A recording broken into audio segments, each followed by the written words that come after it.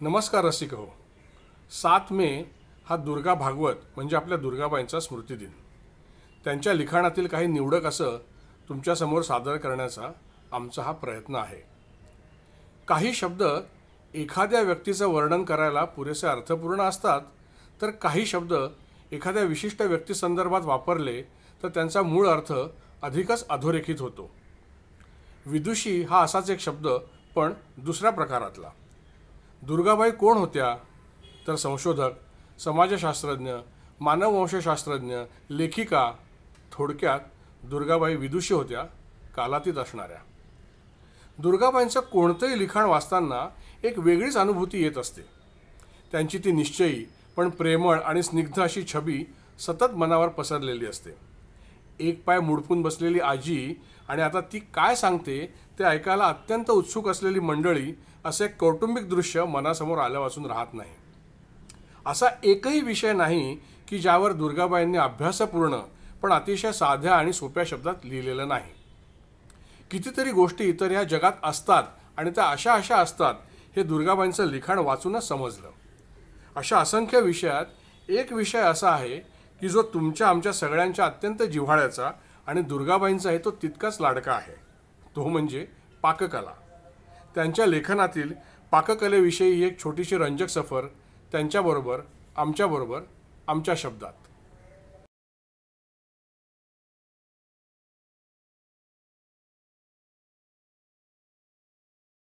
दुर्गाबाईंची मूळ वृत्ती ही संशोधकाची. त्यामुळे त्यांनी निवडलेल्या विषयाच्या मुळाशी त्या जातात.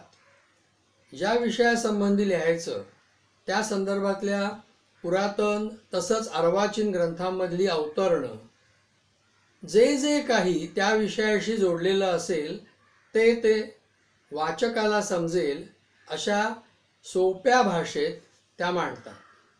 त्यामुळेच पुराणकालीन तसंच ऐतिहासिक संदर्भ, लोकवाङ्मयाचे दाखले अशा अनेक गोष्टी आपल्याला त्या सांगत जातात.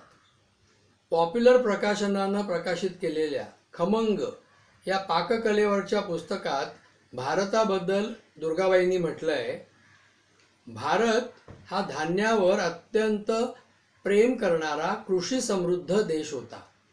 त्यामुळे वरी, नागली यासारखी क्षुद्र म्हणवणारी धान्यही या देशात मोठ्या पदवीला पोचली.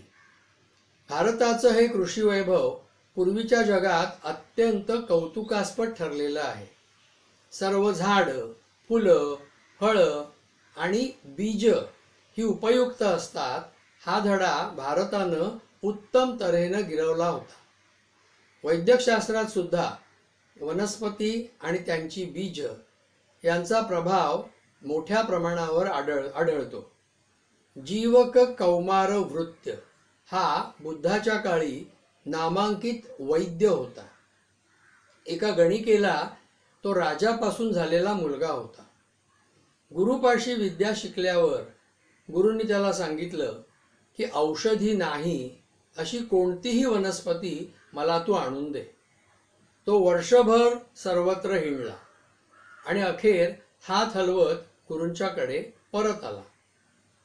औषधी नाही अशी एकही वनस्पती मला आढळली नाही असं त्यानं गुरूंना सांगितलं. दुर्गाबाईंनी सांगितलेली ही गोष्ट बौद्ध वाङ्मयातली आहे. दुर्गाबाई हे खरंच कलासक्त व्यक्तिमत्व. वाचन लेखनापासून ते स्वयंपाकापर्यंत प्रत्येक बाबतीत त्यांची जिज्ञासू, चौकस आणि नवीन काहीतरी शिकायला उत्सुक असणारी अशी वृत्ती आपल्याला दिसून येते. कुठल्याही गोष्टीला कमी न लेखता त्यातलं सौंदर्य टिपण्याचा त्यांचा स्वभाव जाणवतो.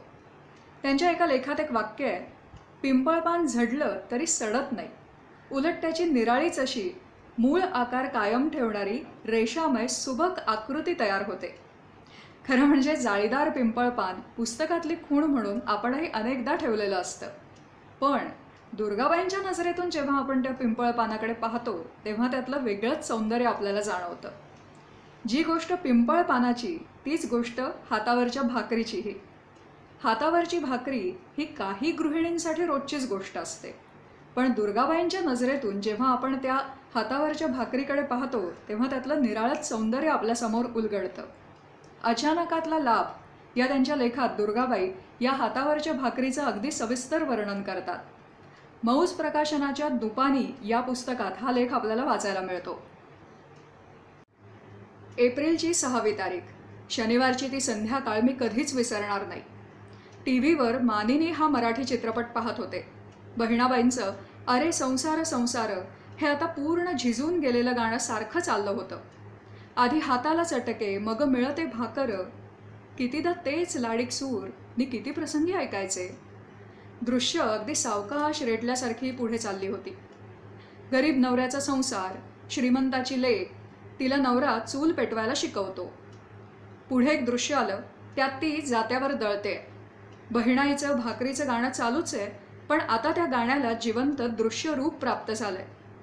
नायिका मालतीपेक्षा जरा प्रौढ अशी आईसारखी ममता करणारी शेजारीण रत्नमाला अक्षरशः चुलीजवळ बसून हातावरची भाकरी करते. हातावरची भाकरी म्हणजे माझ्या मान्य कलाविश्वातली एक अजोड कुसर. या कलेत मी आजवर धनगर बायकांना अग्रस्थान दिलं होतं. त्यांचं अनुकरण करून मी स्वतःही हातावरची भाकरी जमवली आहे. पूर्णत्वाकडे जायला अद्याप अवधी आहे ही गोष्ट मनातून कधी जात नाही. तेव्हा मी ते दृश्य अगदी जीव ओतून बघू लागले. रत्नमालाबाई भाकऱ्या नुसत्या वळीत नव्हत्या, बडवीत तर नव्हत्या. त्यांच्या दोन्ही बाजू एकमेकांच्या विरुद्ध आणि अंगठेही तसेच. म्हणजे एका हाताची बोटं नि दुसऱ्या हाताचा अंगठा एका बाजूला, तर दुसरा अंगठा आणि बोटं दुसऱ्या बाजूला. घोटे सरळ उघडत, अंगठे किंचित दुमडत, सुडवून, जसं काही हातांचं लयीत नर्तन चाललंय आणि बाई आळवून आळवून कुंभार मातीला देतो तसा सुरेख आकार पिठाच्या गोळ्याला देतायत. पिठाच्या गोळ्याला मध्ये उंचवटा आहे आणि कडेनी तो सपाट आहे, पण एकाच पातळीत. तो गोळा मस्त गिरकी घेत घेत डावीकडून उजवीकडे फिरतोय. हे वळण खास बायकी. पुरेसा गोलाकार आल्यावर बाईंनी भाकरी दोन्ही तळव्यांवर पेलली. बोटं सरळ झाली, अंगठे आपापल्या जागी आले आणि बाईंनी अतिशय हळुवार दोन्ही हातांवर झोके देत आणि आवाज जराही होऊ न देता मायेनं थोपटत थोपटत ती भाकरी तव्या एवढी मोठी केली आणि अगदी अलगद तव्यावर टाकली. तव्याचा चटका हातांना लागला की नाही माहीत नाही, पण बाईंच्या तोंडावर मात्र रांधणप्रेमी गृहिणीच्या तोंडावर फुलतं तसं चांदणं फुललं होतं. बहिणाबाईंचं गाणं साकारलं आणि लुप्त पण झालं. नायिका आणि कथानक उडून गेलं. मला पाहिजे ते मात्र इथेच गवसलं होतं. भाकरीतलं परब्रह्म. या कृतीतली नितांत मोहक अशी स्त्रीकरातली कोमल पण कष्टांना जुंपलेली कला साधना.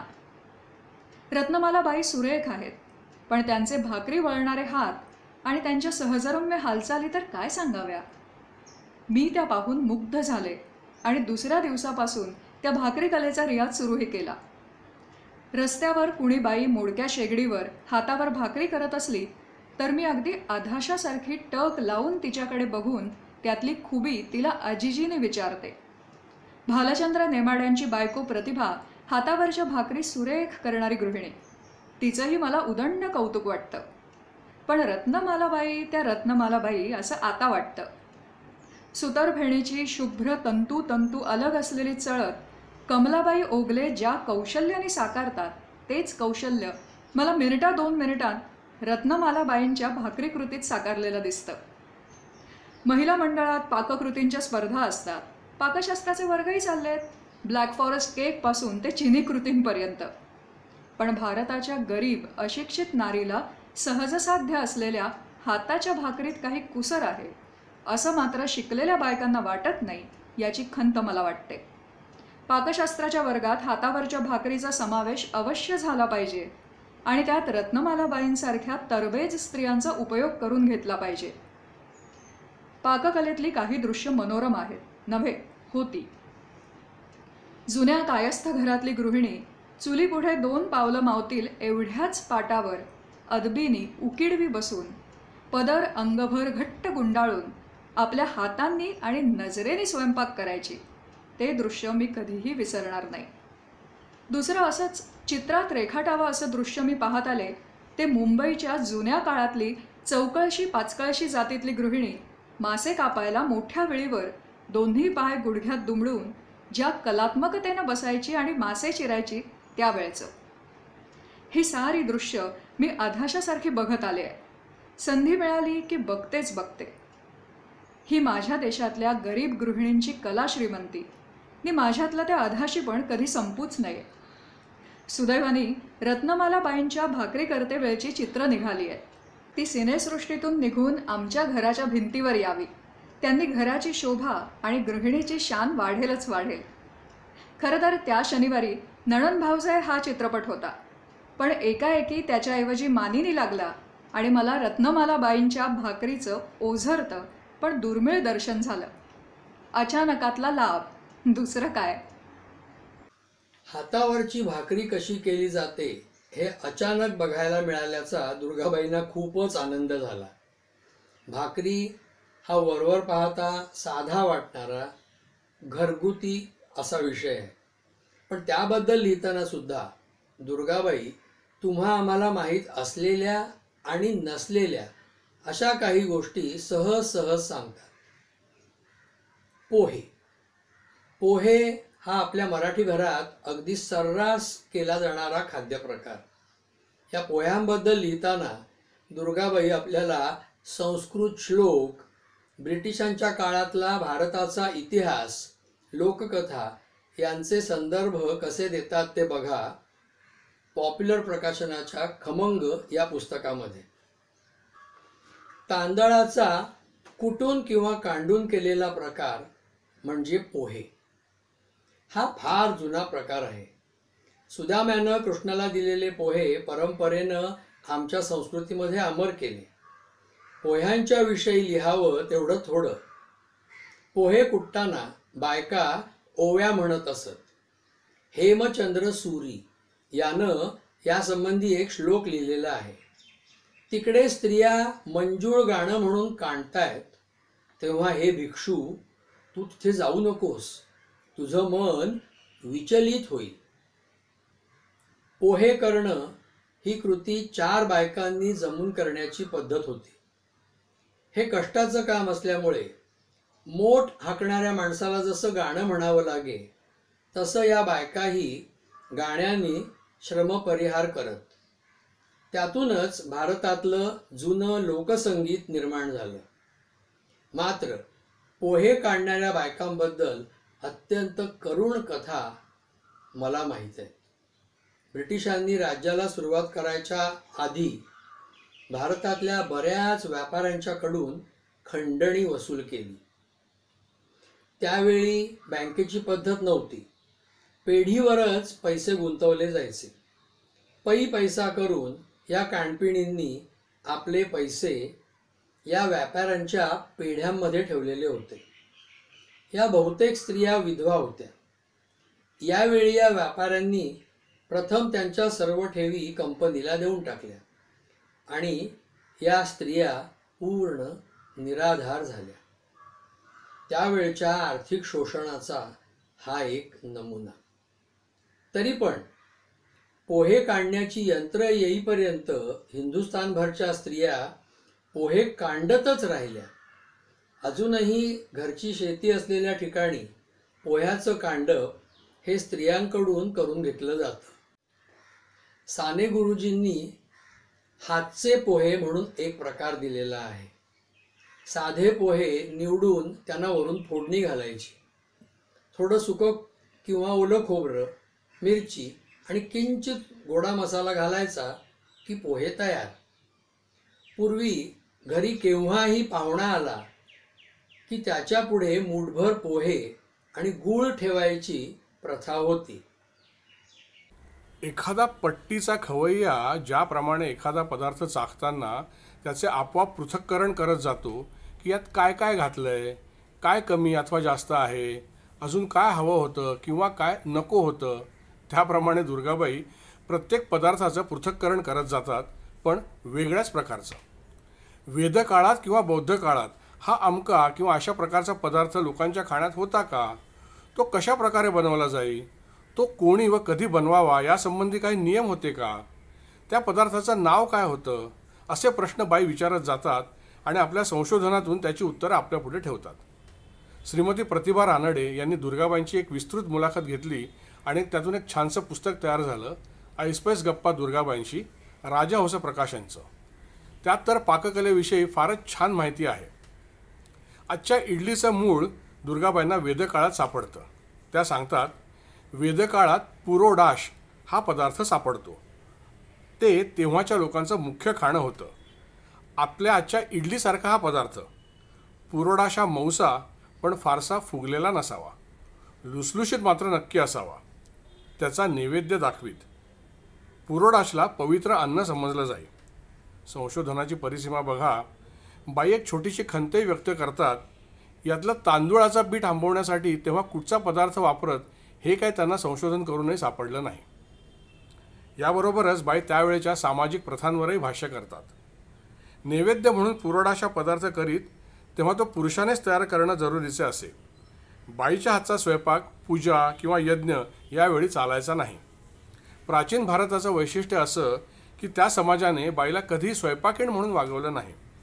मोठ्या प्रमाणावर स्वयंपाक करायचा असे तेव्हा तो पुरुषानेच करावा, असाच नियम त्या काळी होता. महाभारत काळात लोकांच्या भोजनात कशाचा समावेश असे याचं उत्तर त्या देतात की त्या काळात भाज्या, आमट्या, चटण्या, कोशिंबिरी, विविध गोड पदार्थ जेवणामध्ये असत. तांदूळ, गहू, ज्वारी, सत्तू इत्यादी धान्ये लोकांच्या खाण्यात असत. उत्तम कंदमुळे, फळे, मध, तूप, सुंठ घालून केलेली पक्वान्न या गोष्टी जेवणात असत. वराहाचे आणि हरणाचे मांस लोकांचं खास आवडतं होतं. पांडवांनी अश्वमेध यज्ञ केला तेव्हा हजारो लोकांना जेवायला घातलं होतं. कांदा लसूण वर्ज्य होता, पण दूध, दही, तूप, मध यांचा भरपूर प्रमाणात वापर होता. महाभारतात शिरल्यावर भीमाविषयी वेगळेच पैलू ते आपल्यासमोर मांडतात. श्रीखंड कसं करावं ते भीमानं शोधून काढलं आहे. श्रीखंड आणि आजचा फ्रूट सॅलेड हे भीमाचे शोध आहेत. पण भीमाचं फ्रूट सॅलेड दुधातलं नव्हतं, तर दही, साखर यात वेगवेगळी फळं घालून ते केलेलं असे. त्याला शिखरिणी हे नाव होतं. शिखरिणी म्हणजे आजचं शिकरण. मग बाई त्यातल्या वैद्यकीय अंगाकडेही वळतात. आपण शिकरण व फ्रूट सॅलेड दुधातली करतो, पण ते चूक आहे. आयुर्वेदानुसार दुधात फळं घालून खाऊ नयेत. ती प्रकृतीला अपायकारक असतात आणि हा नियम भीमाला तेव्हा ठाऊक होता. आणि दुसरी गंमत म्हणजे घीवर हा पदार्थ साक्षात भगवान श्रीकृष्णाने शोधून काढलेला आहे. महाभारत काळात पुरुष कसे पाककलेत निपुण होते याचा आणखीन एक दाखला म्हणजे नलराजा. बाई सांगतात, अग्निशिवायच स्वयंपाक करायची सिद्धी नलराजाला प्राप्त होती. कारण प्रत्यक्ष अग्निदेवानेच नलाला वर दिला होता की तुला अग्निशिवाय स्वयंपाक करता येईल.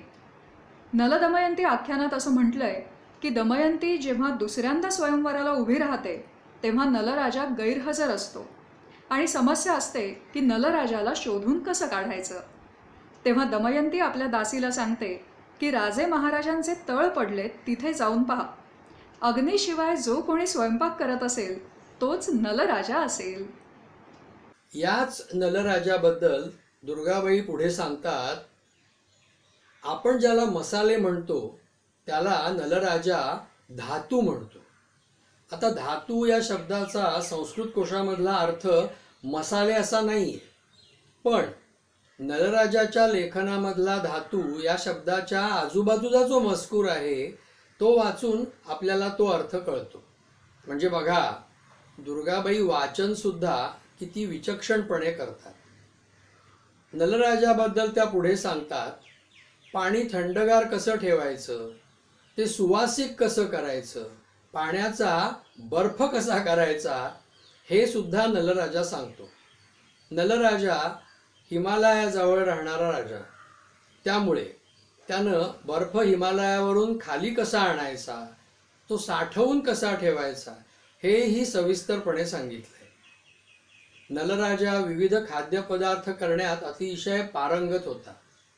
धर्मराजाला तो सांगतो, एकदा तू माझ्या हातचं जेवलास तर दुसऱ्या कोणाच्या हातचं जेवणार नाहीस. पुढे दुर्गाबाई एक आश्चर्यकारक माहिती देतात. नलराजा हा उत्तरेत राहणारा खरा, पण त्याच्या पाककृतींचं कौतुक हे दक्षिणेत अधिक झालं, ज्याला आपण धुंधुरमास म्हणतो.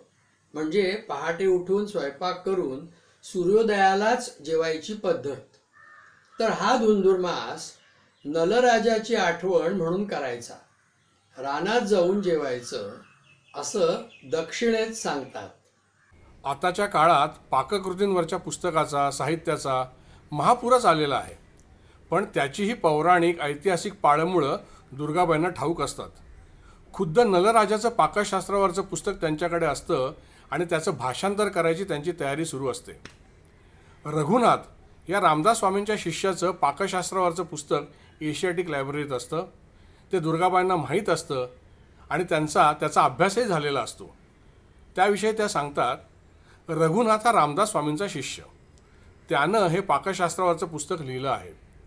सगळे उल्लेख आहेत ते रामदास स्वामींच्या काळातले. त्याने जिलेबीला कुंडलिका हे नाव दिलेलं होतं. हा रघुनाथ तंजावरच्या राजाकडे गेला होता.